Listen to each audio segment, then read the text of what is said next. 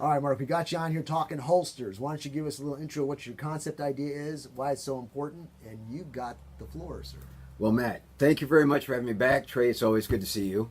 God, I appreciate you guys. And I'm happy to talk about this. And actually, it was your idea, because about 2 weeks ago, you thought of the holster horror stories. That's right. And that got the wheel spinning in my head, because the last two tours, when I was over in Central Africa, Niger, Chad, South Sudan, I was supporting our military doing things in those countries. And part of my detail is to manage the local workers that are on the camp. All of a sudden I have, Mr. Mark, please, we need help. And I go into what they're doing. They're maintaining the porta-johns and some of the other facilities on base. And they're holding up a 9mm government issue pistol, because some soldier went into the porta-john, did not have his weapon or her weapon in a holster, did not have a dummy cord attached, which in this case would have been really, really good. But no, they sit down, forget they even carry a weapon, and it drops into the porta-john. It happened 3 times in Niger. It happened twice in Chad that I know of. And it's embarrassing. It really is. Because then the military, they buy the best. You know that, right, folks? The military buys the best gear. The drop leg holster, so everybody looks like an operator, a contractor, a real killer kind of guy. I don't sense any sarcasm in your tone. No sarcasm. No, not at all. They'll get them all this equipment, but they don't train them properly on how to use it. So these gunslingers that like to have the leg drop holsters, it's flopping around down there. Even though you have 2 retention straps to it, strap it to your leg and hold it in a nice firm position so it's in the same place each time you want to draw. No, it's flopping around. So without the proper retention strap, so many times they sit down and kaplunk right in the DFAC, or the dining facility mess hall is what we call it. It falls on the floor. And some of these people think it's so cool to walk around with a weapon around in the chamber, even though they're inside of a fob where the only threat is really going to be the bad food that they're getting. So it drives me crazy. Well, let's clarify here, because I'm always promoting around in the chamber. You're talking, I understand what you're getting at, why it should not be there for one extra step of security in that location. I get it, but please clarify. Threat. The threat has to be there for them to go to that level. Anyway, it drives me crazy. And then you got a chowderhead out there who wants to carry a shoulder holster. And shoulder holsters go 2 ways, folks. North and south, up and down, and east to west. So I'm going north to south, muzzle facing down in a safe direction. But if I'm so many officers love this too, and I love reaming on officers, people. This guy in the DFAC, he's sitting there in line, ready to get his big double-plated chow, and his muzzle is pointing right at me with a round in the chamber. Luckily, the weapon was on safe, and he didn't have his finger on the trigger, but it's pointing right at me. So if you want to do that, go do it on your own time. Make your own YouTube videos, okay, people? But don't do it in public, please. Keep it north to south if you're doing a shoulder holster, so you look like Cobra, Arnold Schwarzenegger. Yeah. They all have their definite positions. Okay, so we're going to go from small holsters to large holsters. Give us an idea. Talk about the different types of guns, different types of carries, different types of holsters, what they're meant for, what are good, what are bad, and how you can apply them. That's brilliant. Only I'm going to go big to small on this one. Got to start big to small, because small is kind of like the lower priority. He's taken me out hunting for hogs, people. And when we go out sometimes, we take your Jeep. And every time I am so impressed, because Matt has this beautiful shotgun. He's got a beautiful shotgun, people, and he's got a scabbard for it that he likes to strap onto one of the support beams on his frame. Right. He not only straps it down, people, but he makes sure that that shotgun is inside and it's retained by a retention strap. By 3. And it fits nice and snug. It doesn't flop around, people. It's strapped in. So that impresses me right there. You've got the right scabbard or holster for that shotgun. So many people will get an oversized case for a shotgun or a long gun. They'll put the long gun in there even though it has retention straps on the inside. Oh, they're in a hurry. They don't want to do that. No. So instead of retaining it, they'll throw it in the car. It bounces around. He didn't properly clear it. Boom. it goes off. It doesn't take much either, man. Especially if that gun. Look, there was a concept I talked to you about, and I got this from the Civil War. They were doing studies on weapons about how guns have safeties, and then if you have the concept of putting one in the chamber or not having one in the chamber and your safety on and all this kind of stuff. They found in combat, and I think this is right. I think this is where I read it from, that in the Civil War, they were having problems doing more than one thing when it came time to use the weapon. Oh, yeah. So it got down to the point later on where the weapon is not chambered and it's off safe. Okay, so all you got to do is rack it to make it ready to shoot, or the weapon's got one in the chamber and it is on safe, so all you have to do is take off the safety and you're ready to fire. So if you have that condition and it's not strapped down properly, like you're saying, this thing is bouncing around, there's a good chance safety comes off, trigger gets fired, so you have to secure it nicely without it bouncing around. That's what you're getting at, right? That's absolutely what I'm getting at, but you just opened up a whole new book, man. Talk to me. You got to train the way you fight. You can't just carry a holster and walk around with it in the holster and say, yeah, I'm safe, I got my weapon. No, you got to train with it. And people, let me tell you, that holster is just as much a part of that weapon as the magazine or the sights. You got to train with that holster. And getting back to that training, I'm on the board of directors for Close Quarter Battle Institute, or CQB Institute is what we call it. I handle the military side of that. Special operations, whenever they deploy or they train special operations guys, I'm always there for that. And we find out in law enforcement, so many officers are trained a certain way, but they get into that mindset that during a situation, they forget that they were out there on the training range, they don't have one in the chamber, or it's against the policy or whatever. If that law enforcement officer isn't training properly, he's putting his life in danger as well as other people. So it goes back to training and proper manipulation of the weapon and the holster. Not only for the weapon, but you've got holsters for magazines as well. So we're talking SOP. Every department, every person is going to have an SOP. Like if I'm in a department and that department has SOP, you got to go by it, but you better train so you understand your SOP. Although I think some SOPs will get you killed.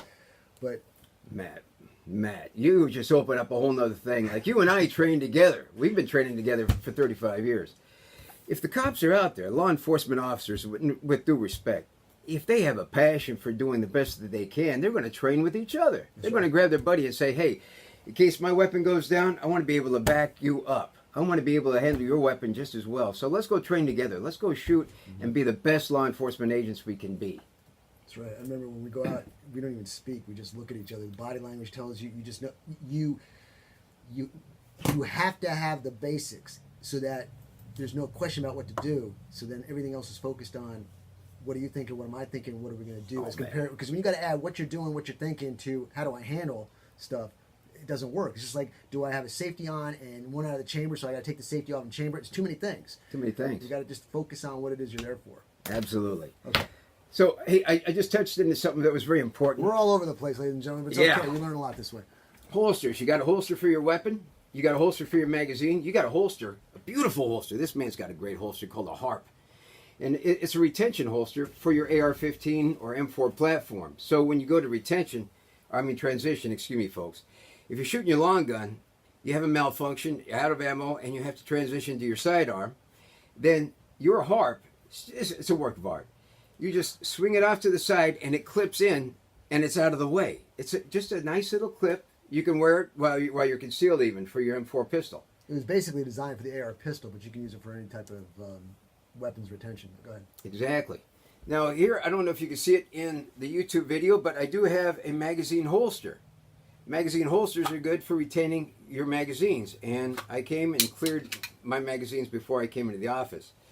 But you always want to be able to be sure to put your magazines in the same direction each time. I prefer bullet facing forward so I can index the tip of the bullet as I insert it into the magazine. Wouldn't you agree that doing this, you should almost do it in reverse motion? For example, gun is out of ammo. I got to get the mag, and then I got to go grab one and put it back in. So where my hand ends up being is the way the mag should be directioned. Exactly. Right, okay.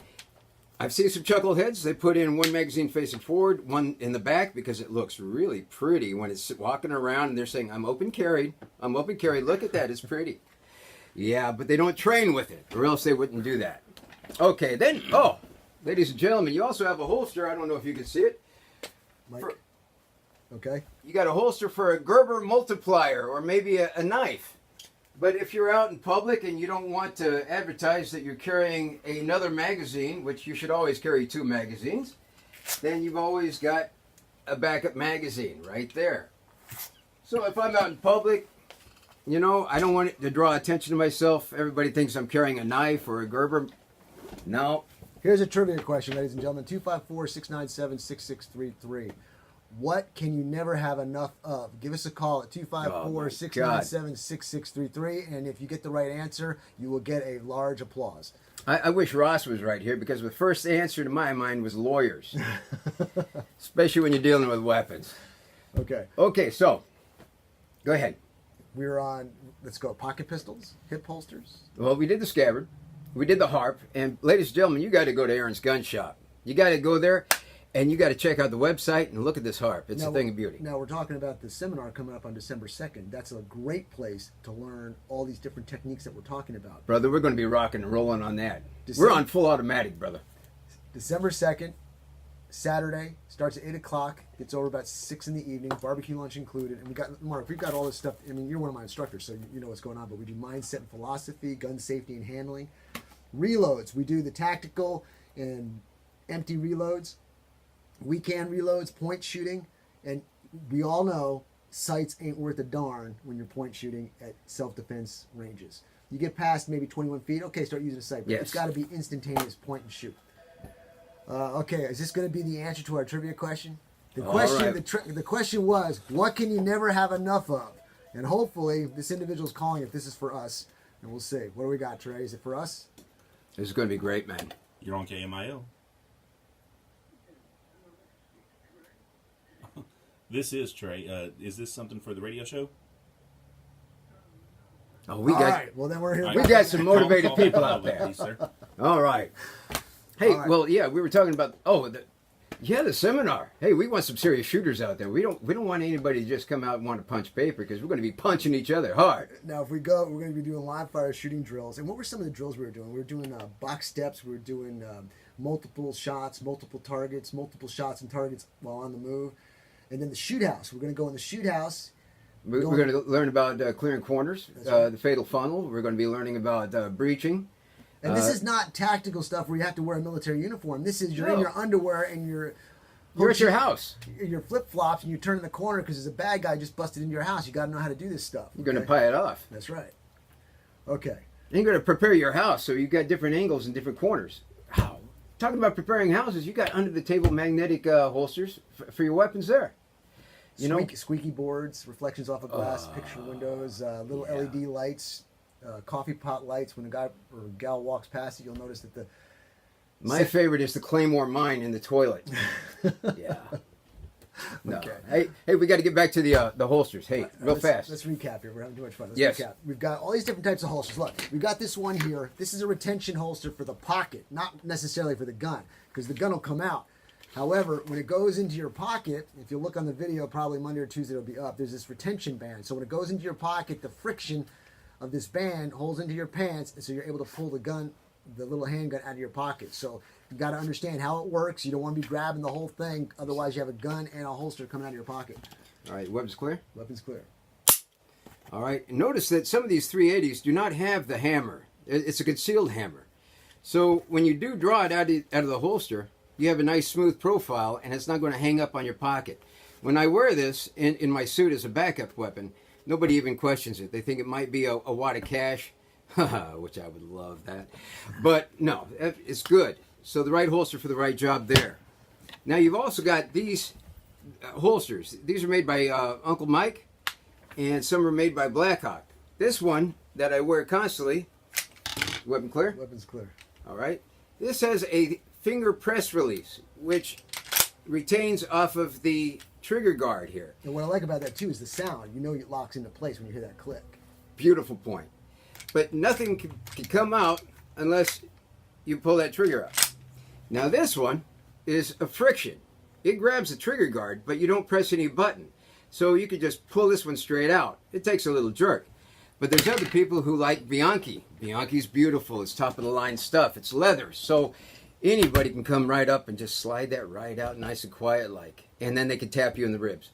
got to be careful with that. Okay, and then so you got the shoulder rigs too. Shoulder rigs down here is kind of difficult unless you got cold weather going on like today. Up in New York, from where I'm from originally, I used to wear a shoulder rig all the time. Leather trench coats, you can never see it. You can hide it pretty good. So, ladies and gentlemen, we're bouncing all over the place. But the bottom line is this: holsters are part of the weapon. The belt is extremely important as well. You can't be having one of these weak type of belts holding your weapon system. Otherwise, it's going to stretch. The stretch factor in the belt is going to cause your gun to flop around. It needs to be a really good belt that holds it firm. If it's leather, it should be like a double line leather belt, so it's secure. Or if you get one of these Velcro tactical belts like I wear, they're very good, but they're durable and they can maintain the weight of a handgun. Okay, so you've got the different types of holsters: the friction holsters, the Serpa Blackhawk holsters. You've got the pressure fitted holsters. You've got the shoulder holsters. You just have to learn how to use the them. pants when to use holders. them. Those are very common. Inside the pants, that's right. Yeah. And those, like I wear an inside the pants one and towards the front. You don't necessarily need a strap down for that because your body is securing the weapon. Your body is the thing protecting the gun from somebody taking it, as compared to it being on your side or your back. The one directly in front of you, you got a lot of control on. Okay, look, we're running along. Final words. Final thing, it's a safety thing that when you are checking out for a holster for your weapon, make sure that you do a buddy check on your weapon. Make sure that it's safe and clear at all times. There's no magazine in the chamber. I'm going to let the slide go forward. I'm going to decock the weapon, and then we're going to place it into your holster, the desired holster. Put it over a bed or a pillow or something soft so you don't damage your weapon, but do a shake test to make sure it doesn't come back out of that holster. It's all about retention, people, and if you are in a situation where you're dealing with a perp or a bad guy, chances are you're going to go to the ground, you're going to be issued a few things, and if for some reason that weapon comes out, you've lost control of your weapon, you might have handed it off to him, which leads into ankle holsters. You're on the ground, you're getting messed up. So you got to be able to draw your ankle holster from the ground position, properly engage using blocking techniques or whatever. Be sure you don't shoot your feet off. And there's two concepts on that too. When you're wearing an ankle holster, it's either designed for you to get it quickly, or it's just designed for you to have it somewhere where nobody can see it. And when nobody can see it and it's just designed there, sometimes it takes a lot longer to get that gun engaged. It's not meant for a quick deployment unless you've designed it for a quick deployment of the weapon. I've seen some people put ankle holsters on inside of their cowboy boots with their pants over it. There's no way you're going to get to it. That's one of those things, something's going down in the restaurant, you got time to pull your pant leg up, you got time to get the gun, and you got the gun at the ready. As compared to, oh my gosh, I'm getting the crap beat out of me, I need to go to my gun and my ankle holster, and here you're trying to fumble with your pants, going inside your boot, you can't do it. So whatever you get, train with what you got so you can become proficient with it. All right. Safely. Ladies and gentlemen, that's it for this one. We're going to take a break, and when we come back, we're going to have Master Cindy Key talking martial arts. I'm nervous just sitting back.